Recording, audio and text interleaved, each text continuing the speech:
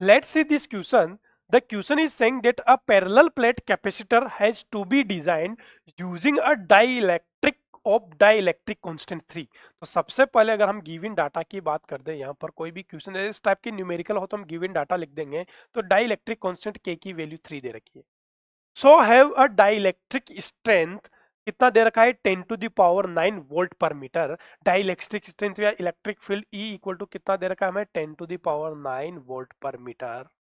Clear. आगे पढ़ते हैं. If the voltage rating in capacitor is 12 kilo volt, मतलब V इक्वल टू कितना लिखा हुआ है 12 किलो वोट या फिर 12 multiply by 10 to the power 3 volt. The minimum area of each plate required to have capacity C equal to कितना, अगर C कितना हो 80 पिको फेरेड. पिको को क्या लिख सकता हूं मैं 10 टू द पावर माइनस 12 फेरेड. तो हमसे क्या फाइंड आउट करना है, फाइंड आउट करना है हमें एरिया, मिनिमम एरिया रिक्वायर्ड.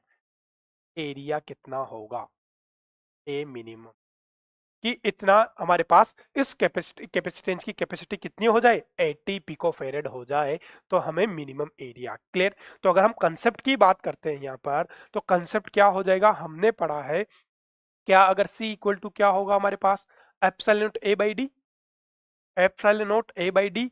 या फिर अगर हम इलेक्ट्रिक फील्ड की बात कर लेते हैं, चलो V इक्वल टू सबसे पहले E इक्वल टू क्या हो जाता है V बाई डी या फिर dV by D R. Clear. तो हमारे पास क्रॉस मल्टीप्लाई कर देते हैं हम यहाँ से, तो V equal to E dot D लिख सकते हैं क्या. माइनस साइन तो क्या डिनोट करेगा कि in the direction of electric field चलने पर हमारे पास पोटेंशियल की वैल्यू कम होती है. क्लियर. तो ई डॉट डी हो गया हमारे पास. क्लियर. चलो गुड. और नेक्स्ट हम क्या लिख सकते हैं, C इक्वल टू क्या होता है हमारे पास, तो C इक्वल टू हमारे पास epsilon naught A by D, epsilon naught A by D लिख सकते हैं कि हम C की जगह. क्लियर. डी की जगह क्या लिख सकते हैं epsilon naught A by D. तो चलो वैल्यूज पुट कर दें, तो यहाँ पर D की जगह क्या उठा के पुट कर दूंगा V बाई ई. यहाँ पर D इक्वल टू क्या पुट कर देंगे V बाई ई. क्लियर. चलो ये वैल्यूज पुट कर देंगे यहाँ पर, यूज करते हैं इसको और सिंप्लीफाई कर लेते हैं. सिंपल कैलकुलेशन है. तो क्या हो जाएगा हमारे पास C इक्वल टू बचपन से पढ़ते आए हम epsilon naught A by D. Clear. Epsilon naught A by D. और हमने पढ़ा अभी भी V इक्वल टू क्या E डॉट डी. तो यहाँ से D की जगह क्या लिख दूं मैं D equal to V by E. कर सकते हैं क्या, चलो पुट कर दो यहाँ पर. तो क्या हो जाएगा C equal to epsilon naught A by D और D की जगह क्या लिख दूं V बाई ई, मतलब E इधर आ जाएगा. अब हमसे क्या निकालना है, एरिया निकालना है. तो क्रॉस मल्टीप्लाई कर दो, एरिया इक्वल टू क्या हो जाएगा C P by epsilon naught E. चलो अब सारी वैल्यूज पुट कर दें. C की वैल्यू कितनी 80 multiply by 10 to the power minus 12 farad. V कितना 12 multiply by 10 to the power minus 12 multiply by 10 to the power 3 upon epsilon naught की value याद है, परमिटिविटी ऑफ फ्री स्पेस कितना होता है 8.85 multiply by 10 to the power minus 12 multiply में E. और E कितना दे रखा है हमें 10 to the power 9, 10 to the power 9.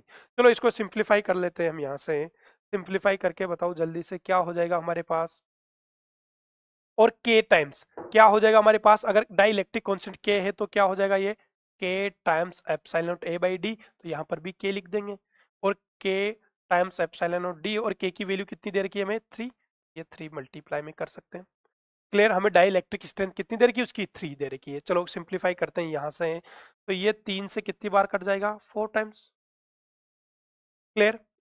आसान है क्या, ये 8 से कितनी बार कट गया, ये 8 से 10 टाइम्स और ये 8 से कितनी बार कट जाएगा अप्रोक्स 1.1, अप्रोक्स 1.1. चलो गुड. तो हम यहाँ पर अप्रोक्सीमेशन में यूज कर लेते हैं थोड़ा सा. क्या हो जाएगा ऊपर कितना बच गया हमारे पास 10 टू द पावर 12 से 10 टू द पावर 12 कट गया. क्या बच गया हमारे पास 4 मल्टीप्लाई बाई 0 40. ऊपर तो कितना हो गया 40 multiply by 10 to the power 3 upon यहाँ पर क्या बचा 1.1 multiply by 10 to the power 9, 10 to the power 9.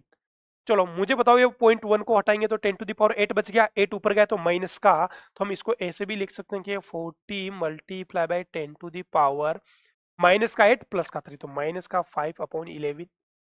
चलो इसको सिंप्लीफाई करके बताओ मुझे, 11 से 40 कितनी बार कैंसिल होगा?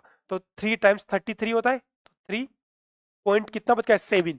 7 में कितनी बार जाएगा? 6 टाइम्स 66, 3.6 मल्टीप्लाई बाय 10⁻⁻5, और आंसर ऐसा यूनिट में पुट करें तो मीटर स्क्वायर। तो मिनिमम एरिया कितना होना चाहिए? 3.6 multiply by 10⁻⁻5 metre square. Clear? कौन सा ऑप्शन दिख रहा है? Option A. तो option A is the correct answer. Simple concept है।